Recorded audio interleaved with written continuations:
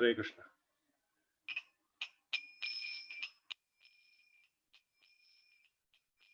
Jaya Radha Madhava Kunja Bihari Jaya Radha Madhava Kunja Bihari Jaya Gopi Jana Vallabha Girivaradhari Jaya Gopi Jana Vallabha Girivaradhari Yashodanandana Braja Jana Ranjana Yashodanandana Braja Jana Ranjana Yamuna Tira Vanachari Yamuna Tira Vanachari Jaya Radha Madhava Kunja Bihari Jaya Radha Madhava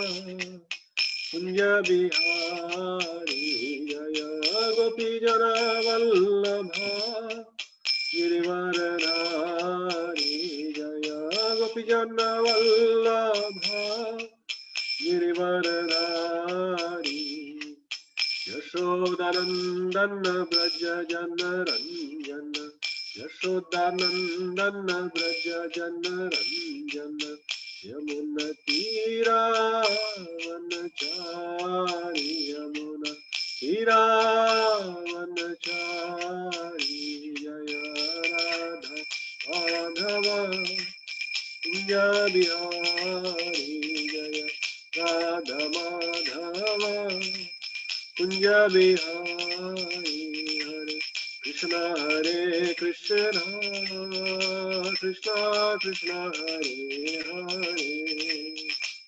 Hare Hare Rama Rama Rama Hare Hare Hare Krishna Krishna Krishna Hare Hare Hare Rama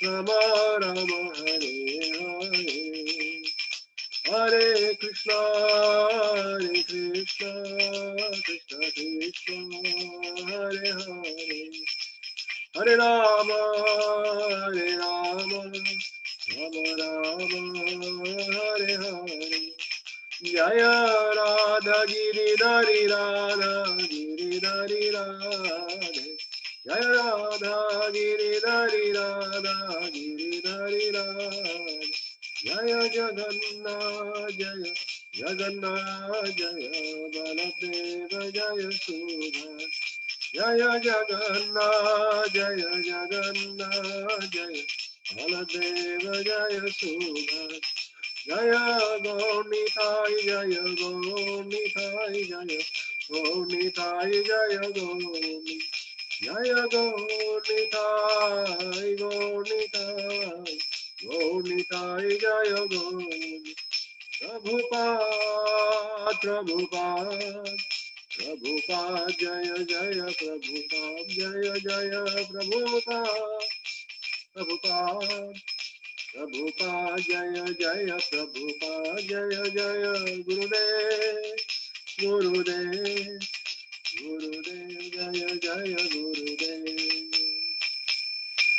Yamushtapad Paramahamsa Parivrajacharya Ashtottara Satasri A.C. Bhaktivedanta Swami Srila Prabhupada की जय अनंत कोटि वैष्णव वृंद की जय रामाचार्य लालिदास ठाकुर की जय प्रेम से कहो श्री कृष्ण चैतन्य प्रभु नित्यानंद श्री अद्वैत गदाधर श्रीवास आदि गौर भक्त वृंद की जय श्री श्री राधा गिरिधारी भगवान की जय श्री श्री जगन्नाथ बलदेव सुभद्रा मैया की जय श्री श्री गौर निताय की जय निताय गौर प्रेमानंदे हरि हरि बोल all glories to the assembled devotees Hare Krishna all glories to the assembled devotees Hare Krishna all glories to the assembled devotees Hare Krishna all glories to the lotus feet of Sri Guru and Sri Gauranga all glories to Srila Prabhupada all glories to Srila Gurudev Hare Krishna. So welcome everybody to this evening session of Srimad Bhagavatam Katha.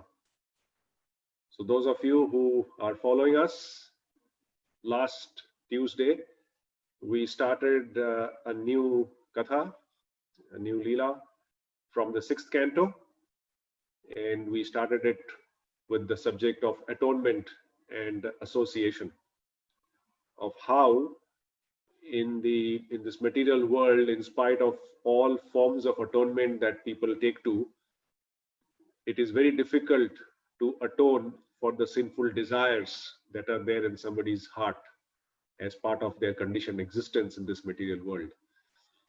And as a part of explaining that point, Shukadev Goswami starts narrating this wonderful story of this Brahman called Ajamila. And last time we saw how this Brahmana, although born in a Brahmana family, being trained as a proper Brahmana, somehow or the other, just by a moment's association with a low-class male and female enjoying each other in the marketplace, he, just by momentarily associating himself through his senses, he somehow felt the lusty desires creep up into his own heart.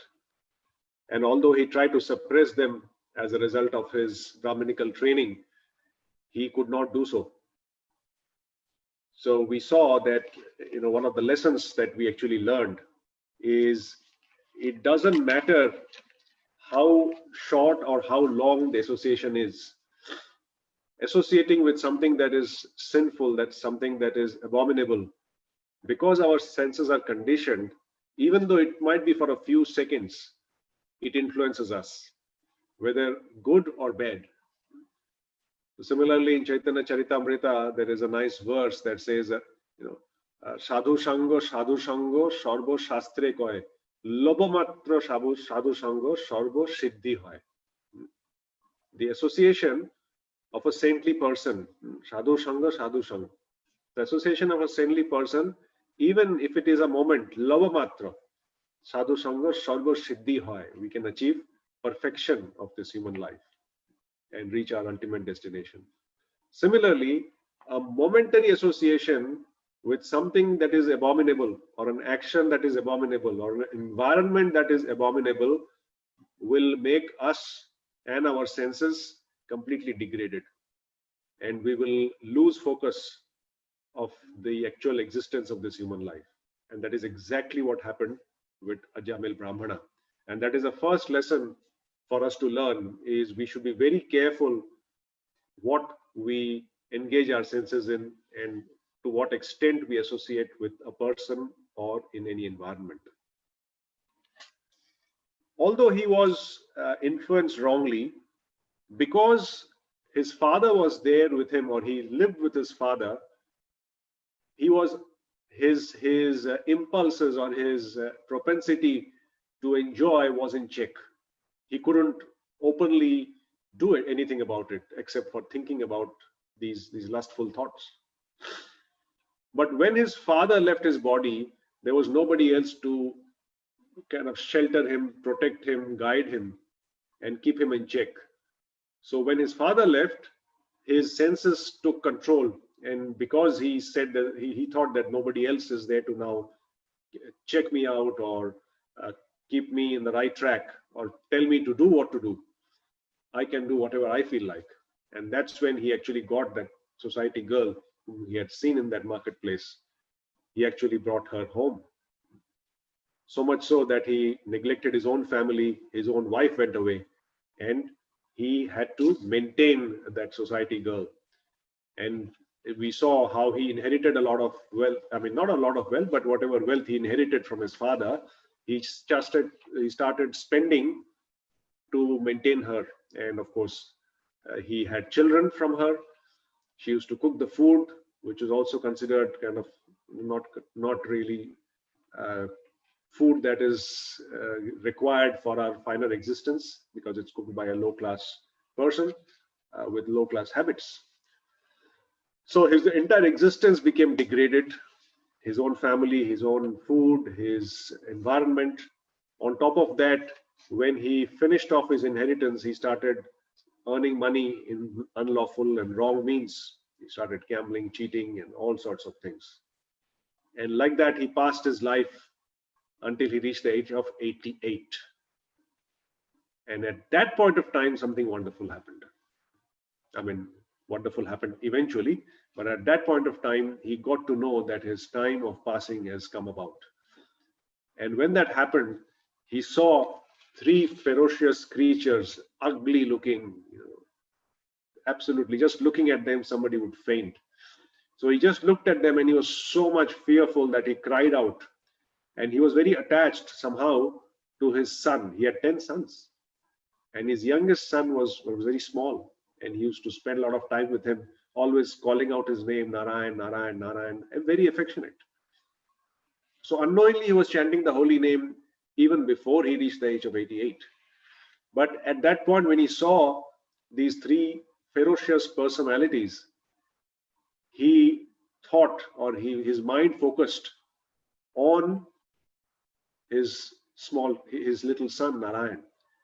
And out of complete fear and helplessness, he cried out the name of his son many times, Narayan, Narayan, Narayan. So when he cried out the name of his son, actually he was chanting the holy name of the Lord.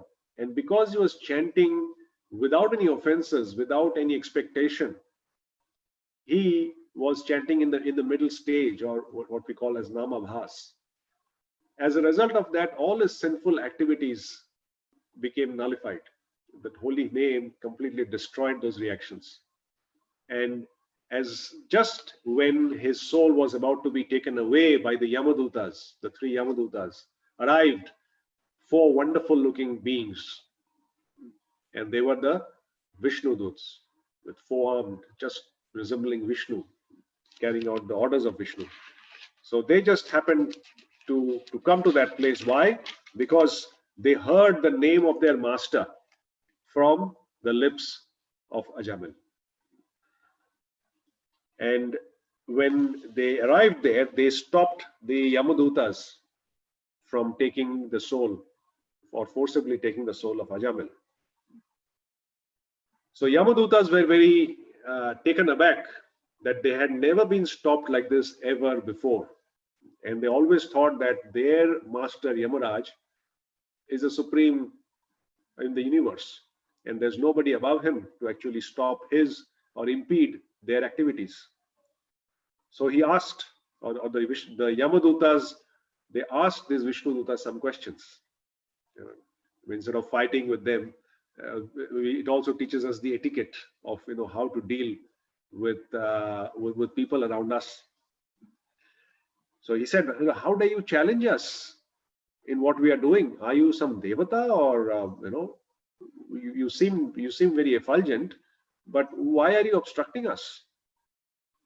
And then we discussed towards the end of the last session, where we saw that Vishnudutas, they smiled and they asked a very relevant question, in fact more of a comment rather, to say that you are the servants of Yamaraj, who is the upholder of dharma, religious principles.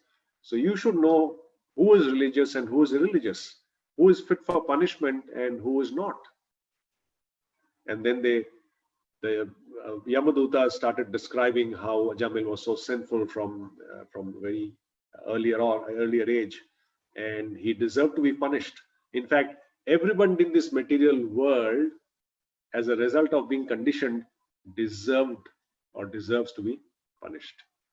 They also mentioned that obviously dharma is something that is set by the Supreme Personality of Godhead.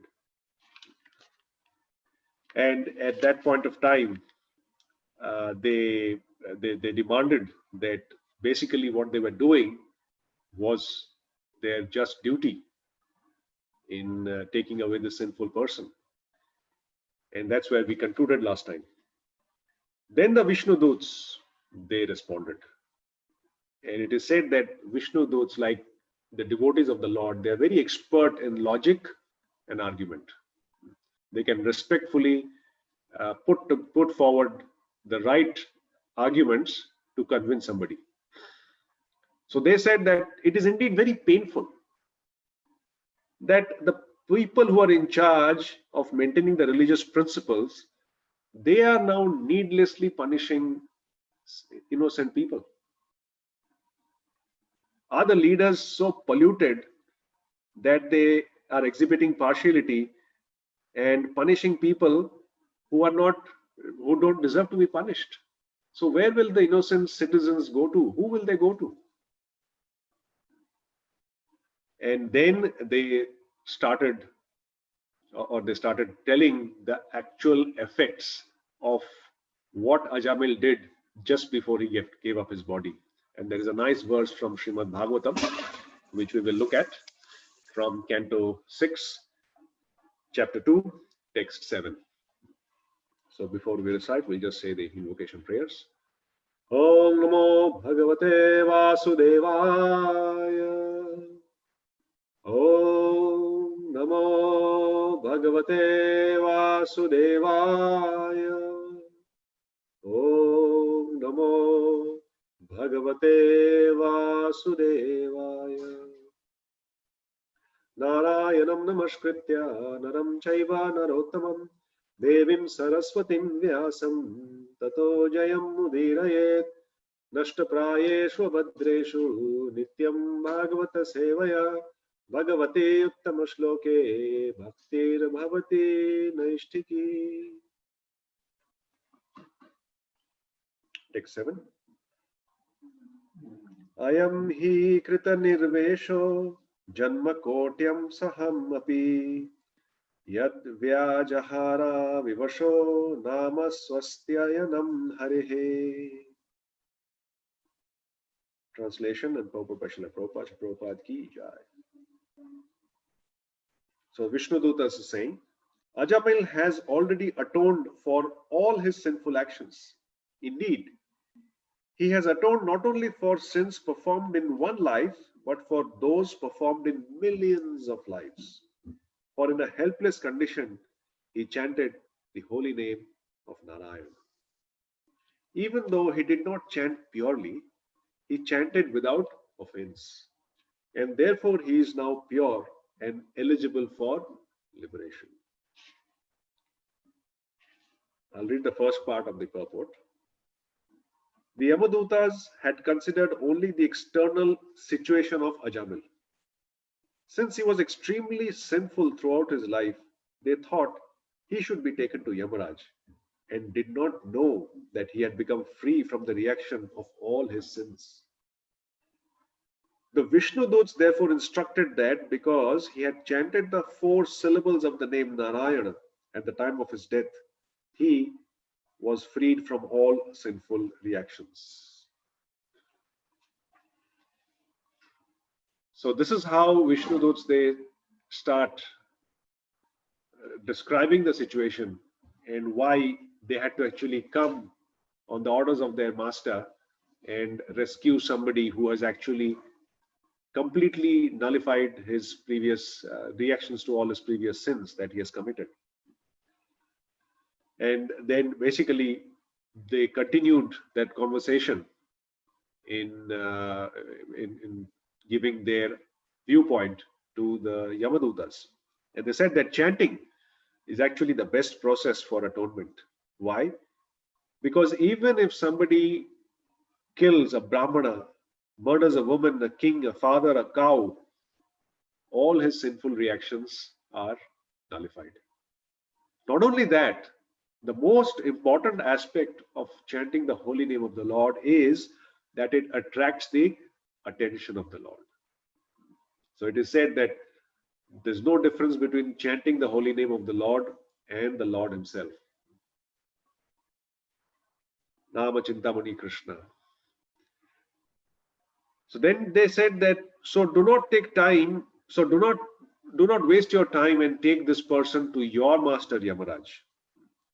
Because he has chanted the holy name of the Lord, he has become completely free from the reaction of unlimited sins, and all his material desires have been uprooted on the strength of the holy name of the Lord.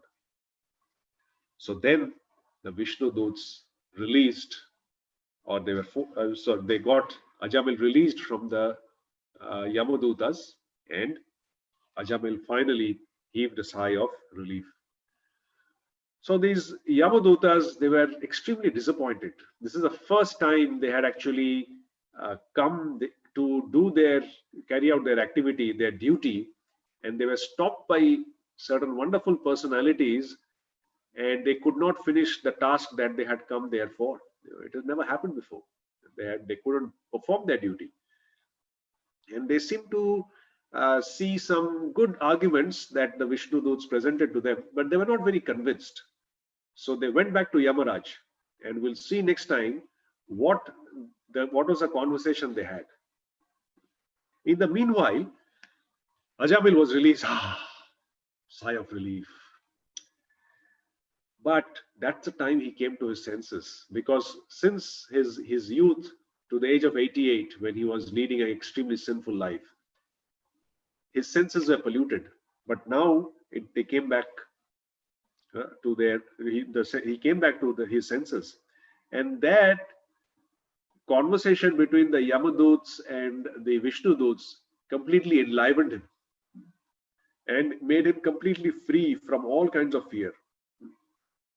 And he was feeling very grateful when somebody actually comes and gives us good advice. Sometimes when we are so much attached to our own conditioned existence that although somebody gives us advice, we know it's good for us, but sometimes because of our existence, conditioned existence, we are not able to take it. But when we go through an unexpected misery, unexpected problem, unexpected challenge, the same good advice, when given at that point of time, actually brings us to our senses. Is it not so? It happens to us as well. So that's the time he understood the importance of the pious life that he was leading earlier. And he was feeling extremely grateful to Vishnuduts for coming there and saving him, although he thought that he was not really qualified to be saved by the Vishnuduts. So he, in his mind, offered obeisances to them, and he actually paid his obeisances, and he was about to say something, perhaps in gratitude, when he saw that the Vishnuduts completely suddenly disappeared from the whole scene. And when they disappeared, he was even feeling the pangs of separation. Oh my God, I should have said, sometimes it happens to us. We sometimes feel that I should say thank you or express our gratitude to a near and dear one or to somebody senior, and we are somehow not able to do that, and that person either leaves the place, goes away, or we are not able to do that. We feel very remorseful that, oh, I should have said this earlier. So he had that feeling. But since he was enlightened and he took the message of the Vishnuduts on board, he regretted for his past life. What have I done? He knew that he actually fell from his Brahminical position and he neglected his parents. So just like, when we come to our senses, all the bad activities that we do sometimes come to us in the form of a sequence, like a movie reel. All the bad things I've done in my earlier life, and in the recent past, everything comes up. So he was recollecting all of that, and after he recollected these sinful activities, he thought to himself that actually I should really have gone to suffer in hell. That is what my destination should have been. But he was wondering, but where suddenly these hellish looking people, where did they disappear? And even these beautiful looking people, they also have disappeared. Somehow or the other, because of my past pious activities and devotional service that I've performed, somehow or the other I've got saved. So now he took it upon himself. And this is real regret. When we understand that I've done something wrong, I have been corrected, and I could have suffered a lot, but because of Krishna's mercy, because of the devotee's mercy, that suffering has reduced considerably. We take it upon us to actually reform ourselves, to do something that we should be doing as our duty in relationship to the Supreme Lord. So at that point of time, he said that now I take full control of myself and my actions. And he decided that now he's going to engage in devotional service. So sometimes we see, even in our life, when we go through a lot of miseries, a lot of problems, unexpected, we become remorseful, we reflect on the past, and we know from scriptures and from senior Vaishnavas that this is the time to actually intensify our devotional service, to remember Krishna. And these instructions came to Ajamila at the right point of time. So he fixed his mind on Krishna's feet and decided that he would never get deviated ever. So he decided to practice devotional service sincerely. So we can see that just that association with Vishnudutas had completely transformed him. So before he was a Brahman, a little association with the society girl completely transformed him. And from a Brahmana, he became worse than a Shudra. Similarly, at the end of his life, he had this association of Vishnudutas. And just by their association, all the sinful reactions not only were destroyed, he also got the impetus to follow a life that is committed towards devotional service.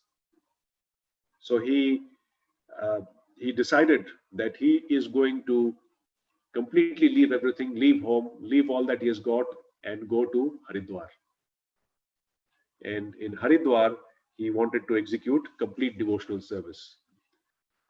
Interestingly, we know Haridwar is situated in northern India, and it's one of the most holy places that people generally go to. Haridwar, that means what? It is the Dwar of Hari, the door to Hari's abode, to the abode of Lord Krishna. Incidentally, in Haridwar, all the temples that are located in that area are temples which are dedicated to Lord Shiva, Shambhu.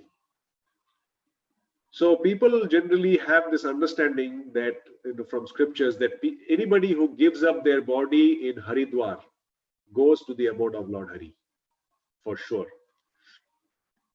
So they feel that because they have given up their body in Haridwar, owing to that being the place of Lord Shiva, it is Lord Shiva who actually gives them the liberation from this material existence. But the real story is that Lord Shiva is actually the Kshetrapal Shiv, like he's in Vrindavan, like he's in Mayapur. So he is the guard to the doorway to Lord Hari's abode. He is not the person who actually liberates people, but he is the one who guards the door. So it is his place. Haridwar is his jurisdiction. But how do the people who give up their body get to Hari's abode? So he explains that to Mother Parvati.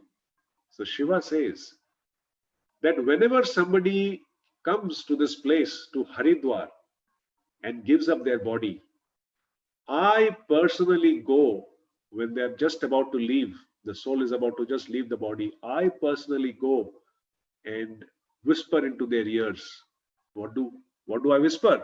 Hare Krishna, Krishna Krishna, Hare Hare, Hare Ram, Ram Ram, Hare Hare. And it is on the power of the holy name, the potency of the holy name, that the soul actually leaves the body and goes to the abode of the Supreme Lord. So that is the significance of this place, Haridwar. So somehow or the other, Ajamil selected this place and he took shelter in a temple of Lord Vishnu in Haridwar, executed devotional service, controlled his mind and senses, meditated on the Lord's form, and was in complete absorption, in complete samadhi of the Supreme Lord. And at that point of time, he again saw those four personalities who had come to him a few years back to claim, to release him from the noose of Yamaraj. He saw the four personalities again. I guess they had become friends by now. And as soon as he saw them, this time he took it upon himself. He offered obeisances to them.